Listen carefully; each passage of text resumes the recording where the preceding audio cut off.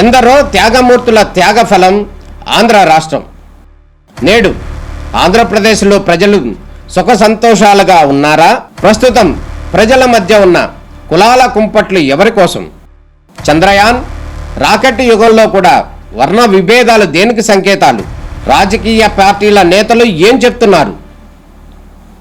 నేటి కాలంలో ప్రపంచాన్ని శాసించే మన యువత మేధాశక్తి ఏం కోరుకుంటుంది? తెలుసుకోవాలంటే Andhra Yuvagalam.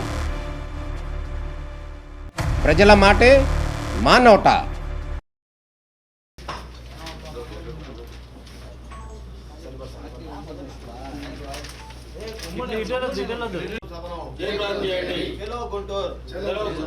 Thank you so much.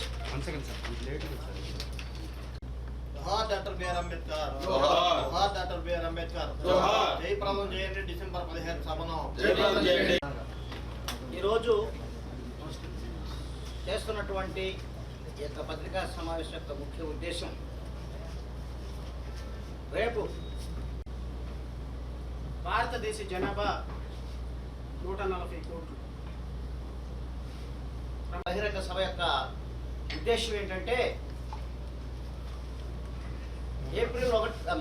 August 1 వచ్చినటువంటి రాష్ట్రం నలుమూలల నుంచి, అలాగే ఇతర రాష్ట్రాల నుంచి, తెలంగాణ, కర్ణాటక, తమిళనాడు మొదలైన రాష్ట్రాల నుంచి కూడా అనేక మంది ఈ యొక్క సమావేశంలో వర్గీకరణకు స్వస్తి చెప్పండి, తర్వాత క్రీమీ లేయర్ విధానానికి స్వస్తి చెప్పండి.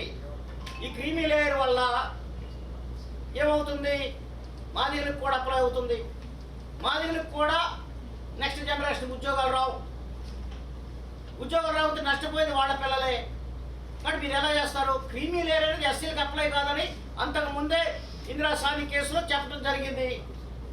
కాబట్టి మీరు సుప్రీంకోర్టు చెప్పిన దానికే విరుద్ధంగా మళ్ళీ ఇప్పుడు జడ్జిమెంట్ ఇస్తున్నారు. మీకే ఒక యునానిమిటీ లేదు. కాబట్టి ఇది మేము యాక్సెప్ట్ చేయం. క్రీమీ లేయర్ని వెంటనే రద్దు చేయాలి, వర్గీకరణని రద్దు చేయాలి. తర్వాత ఏదైతే మనం అనుకుంటున్నామో, మన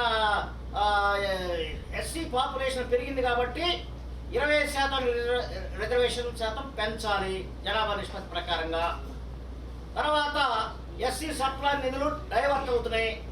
డైవర్ట్ అయినటువంటి నిధులను వెంటనే కూడా వీళ్ళకి అలాట్ చేయాలి. ఒకవేళ ఒక సంవత్సరంలో ఎస్సీ సప్లై నిధులు కనుక దానికి ఉపయోగించకపోయినట్లయితే దాన్ని క్యారీ ఫార్వర్డ్ చేయమని చట్టంలో ఉంది నెక్స్ట్ ఇయర్కి. కాబట్టి ఎన్నో సంవత్సరాల నుంచి ఇది క్యారీ ఫార్వర్డ్ చేయట్లా. క్యారీ ఫార్వర్డ్ చేస్తే బోల్డంతా వేల కోట్ల నిధులు ఉన్నాయి. వాటిని మాకు ఖర్చు పెట్టాలి. వాటిని మీరు వేరే వాటికి డైవర్ట్ చేస్తున్నారు. అది చట్ట విరుద్ధం. దీన్ని వెంటనే మేము డిమాండ్ చేస్తున్నాం. ఎస్సీ సప్లై నిధుల్ని మాకే ఖర్చు పెట్టాలి. తర్వాత మరి ఇంకొకటి విషయం ఏంటంటే, ఎస్సీ కార్పొరేషన్ నిధులు మంజూరు అనేది ఇంతవరకు జరగలేదు. గత ప్రభుత్వంలో ఎస్సీ కార్పొరేషన్ 3గా చేశారు. మాల కార్పొరేషన్, మాది కార్పొరేషన్, రెల్లి కార్పొరేషన్. కాబట్టి ఈ యొక్క కార్పొరేషన్కి నిధులు అనేటువంటివి విడుదల చేయలేదు. విడుదల చేయమని మేము డిమాండ్ చేస్తున్నాం. కాబట్టి ఎస్సీ కార్పొరేషన్ నిధులు, ఎస్సీ సప్లై నిధులు, మరి అలాగే ఈ యొక్క రిజర్వేషన్ శాతం పెంచడం, ఇవన్నీ ప్రైవేట్ రంగంలో కూడా మాకు రిజర్వేషన్ పెట్టాలి. సార్ ఫైనల్గా ఇవన్నీ ఓకే, ఇప్పుడు నుంచో జరిగేది ఎస్సీ డైవర్ట్ చేసేది, ఏ గవర్నమెంట్ డైవర్ట్ చేస్తుంది. ఫైనల్గా జరగబోయే సభకు సంబంధించి ఏం చెప్పచ్చు? సభలో ప్రధానమైన ఎజెండా అయితే వర్గీకరణని రద్దు చేయండి, క్రీమీ లేయర్ని రద్దు చేయండి, మరి అలాగే ఆర్ఆర్ మిశ్రా కమిషన్ని వెంటనే రద్దు చేయండి, కులగణన చేపట్టండి, ఆర్థిక వెనుకబాటుతనం మీద డేటా సేకరించండి. ఇవన్నీ లేకుండా మీరు వర్గీకరణ చేయొద్దు. మీ డిమాండ్స్ని పరిగణలోకి తీసుకోకపోతే భవిష్యత్ కార్యాచరణ ఉధృతం అవుతుంది. మా డిమాండ్లు కనుక మీరు పరిగణలోకి తీసుకోకుండా మీరు వర్గీకరణకు పూనుకుని ముందుకెళ్తే ఉద్యమం ఉధృతం అవుతుంది. ఉధృతం చేస్తుంది. ప్రజా ఉద్యమం నిర్వహిస్తాం, అలాగే న్యాయ పోరాటం చేస్తాం. కాబట్టి రెండు రూపాల్లో ఉంటుంది ఉద్యమం. సారీ, డిసెంబర్ 15వ తారీఖున పోస్టులు కూడా రిలీజ్ చేస్తున్నాం. రాష్ట్రంలో ఉన్న ప్రతి ఒక్కరూ కూడా దయచేసి ఆ రోజు సభను దిగ్విజయం చేసి రాష్ట్ర ప్రభుత్వాల గుండెల్లో వణుకు పుట్టే విధంగా చంద్రబాబు నాయుడు, నేను ఈ వేదిక నుంచి మీకు నేను ఒక అడ్వైజ్ చేస్తున్నా, మీరు వర్గీకరణ విషయంలో కనుక 59 ఉపకులాలు సంబంధించినటువంటి నిర్ణయం తీసుకోకుండా, అండ్ ఇంకొకటి I will conclude within 2 minutes, please bear. గౌరవ సుప్రీంకోర్టు ఇంపెరికల్ డేటా కలెక్ట్ చేయబడింది. గౌరవ సుప్రీంకోర్టు ఫస్ట్ ఆఫ్ ఆల్ ఎవరు వెనుకబాటుతనంలో ఉన్నారు, quantified data, empirical data collect చేయమని చెప్పింది. ఇవి రెండూ తయారు చేయకుండా మీరు వర్గీకరణకు వెళ్తే suddenly we will approach the court of law, there is no doubt about it, and we'll go to the court of law, we'll approach the Supreme Court, High Court and Tribunal and everything, and nobody can stop us. We have every remedy to go for a court of law. But before that, I am requesting you just follow the Supreme Court guidelines. Without empirical data, without quantified data, if you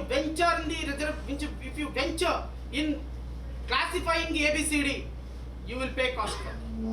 Certainly you will pay cost for that. Chandrababu నాయుడిని నేను ఈ వేదిక నుంచి నేను warn చేస్తున్నా. 2029లో Telugu Desam party భూస్థాపితం అయిపోతుంది. వర్గీకరణ విషయంలో గనక వేలు పెడితే, నేను మళ్ళీ చెప్తున్నా, నేను గౌరవ ముఖ్యమంత్రి చంద్రబాబు నాయుడు గారితో last అకేషన్లో when I had a personal meeting, there are certain discussions were happened. I don't want to reveal all these things, but మీకు రాష్ట్ర ప్రజలు 164 సీట్లతో అద్భుతమైన విజయాన్ని ఇచ్చారు. Let us confine for that. Let us confine for the state development. Let you confine your government for the welfare of the Amaravati and the state people, but don't touch reservation. If you touch reservation, you have to pay cost for that. And భవిష్యత్తు ముఖ్యమంత్రి అనుకుంటున్నటువంటి నారా లోకేష్ కూడా, పవన్ కళ్యాణ్ కూడా, you people will pay cost for the consequences. ఇదొక్కటి మాత్రం నేను చెప్పగలను. భవిష్యత్తులో దీన్ని ఎలా చేయాలనే దాని మీద ఒక కమిటీ వేయండి. ఆ కమిటీ నిర్ణయం తీసుకుంటుంది. కమిటీ తర్వాత క్వాంటిఫైడ్ డేటా తయారు చేయండి, ఇంపెరికల్ డేటా తయారు చేయండి, అందరి ఒపీనియన్ తీసుకోండి. నా చేతిలో ముఖ్యమంత్రి పదవి ఉంది కదా, నీ ఇష్టం వచ్చినట్టు చేసేస్తే 11 సీట్లు ఇచ్చి గత ప్రభుత్వంలో ఎలా ఇంటికి పంపించారో 11 సీట్ల నుంచి కట్ చేసి 9 సీట్లు ఇచ్చి తెలుగుదేశం పార్టీని ఇంటికి పంపించే కార్యక్రమం చాలా సీరియస్గా జరుగుతుంది. సో దయచేసి ప్రభుత్వాలు కూడా కొంచెం స్లో డౌన్ అవ్వండి.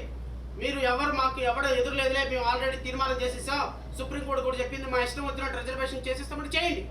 దాన్ని ఎలా అడ్డుకోవాలో మాకు తెలుసు. ఎందుకంటే 2011లో జరిగినటువంటి సెన్సెస్ ఈ రోజు వరకు సెన్సెస్ జరగల. సుప్రీంకోర్టు చెప్పినట్టుగా క్వాంటిఫైడ్ డేటా, ఇంపెరికల్ డేటా తయారు చేయకుండా మీరు రిజర్వేషన్స్ వర్గీకరణ చేయడానికి జరగదు.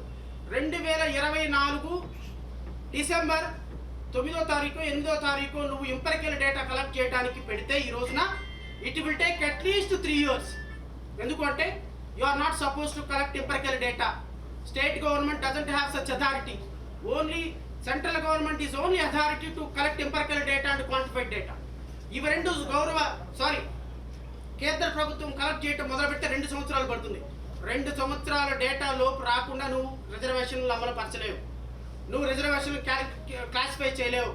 ఈ 2 సంవత్సరాల్లో 2027లో జమిలీ ఎన్నికలు వస్తాయి. జమిలీ ఎన్నికలు వచ్చిన రోజున దెబ్బ ఎలా ఉంటుందో చూద్దు. కానీ మా దెబ్బ ఎలా ఉంటుందో అప్పటి వరకు రిజర్వేషన్స్ 100% జరగనిచ్చే ప్రసక్తే లేదు. ఎందుకు అంటే ఇది మాలా మాదిగల పంచాయతీ కాదు, ఒక జాతి ఔన్నత్యం యొక్క panchayat. So therefore I am warning to every government authority including Chandrababu Naidu garu, please hold for some time, please be cautious, don't go fast, just slowly, just do the work according to the constitution. ఇది ఒక్కటి మాత్రం నేను చెప్పగలను. Media సోదరులు కూడా request చేస్తున్నా, December 15వ తారీఖున జరగబోయేటువంటి సభని ప్రజల వద్దకు చేర్చండి. మా బాధని, మా రాజ్యాంగ స్ఫూర్తిని అర్థం చేసుకొని ప్రజలందరినీ కూడా మా సభకు వచ్చేటట్టుగా మీ సహకారం కూడా అందించమని. సభని అడ్డుకునే ప్రసక్తి ఉంటుందని నేను అనుకోవడం లేదు. ఎందుకంటే already we got permission. And ఇంకోటి కూడా చెప్తున్నా, ఇన్ఫ్యాక్ట్ 4 లక్షల మందితోటి మేము తెలంగాణ కంటే చాలా బాగా చేయాలనుకున్నాం. కానీ అత్యంత దుర్మార్గకరంగా ప్రభుత్వం మేము చూపించినటువంటి ఏ గ్రౌండ్కి కూడా పర్మిషన్ ఇవ్వకుండా కేవలం ఒక లిమిటెడ్గా పట్టేటువంటి ఒక కంజెస్టెడ్ గ్రౌండ్కి పర్మిషన్ ఇవ్వటం కూడా ప్రభుత్వం నుంచి వ్యతిరేకత అని మేము భావిస్తున్నాం. But in spite of that there are so many hurdles. In spite of that we are trying to overcome all the hurdles. ప్రభుత్వం కనుక అడ్డుకోవడానికి ప్రయత్నం చేస్తే ఏమవుతుంది? ఏమీ కాదు. సభ గుంటూరు నల్లపాడు గ్రౌండ్లో జరగాల్సింది చంద్రబాబు నాయుడు ఇంటి ముందు జరుగుతుంది. ఎక్కడికి పోతుంది? సభ ఇక్కడ కాకపోతే అక్కడ జరుగుతుంది. ఈ రోజు కాకపోతే రేపు జరుగుతుంది. ఏ సెక్రటేరియట్లో చంద్రబాబు నాయుడు ఉండడా? Secretary home minister Anitha garu ఉండరా? ఆవిడకి ఇల్లు లేదా? లేకపోతే పవన్ కళ్యాణ్కి ఇల్లు లేదా? ఇక్కడ జరగాల్సిన సభ అక్కడ జరుగుతుంది. ఎక్కడైనా సరే జరుగుతుంది. సెక్రటేరియట్ ముట్టడించే ప్రయత్నం చేస్తాం, ముఖ్యమంత్రి ఇల్లు ముట్టడించే ప్రయత్నం చేస్తాం. నువ్వు ఎంతవరకు వెళ్తావు, మేము అంతవరకు వెళ్ళడానికి సిద్ధంగా ఉన్నాం. సో ప్రభుత్వం, పోలీస్ డిపార్ట్మెంట్ వారు కూడా మేము శాంతియుతంగా జరుపుకునే సభకి కారక అడ్డంకులు సృష్టిస్తే జరిగే పరిణామానికి ప్రభుత్వమే బాధ్యత వహించాల్సి వస్తుంది. Thank you so much. And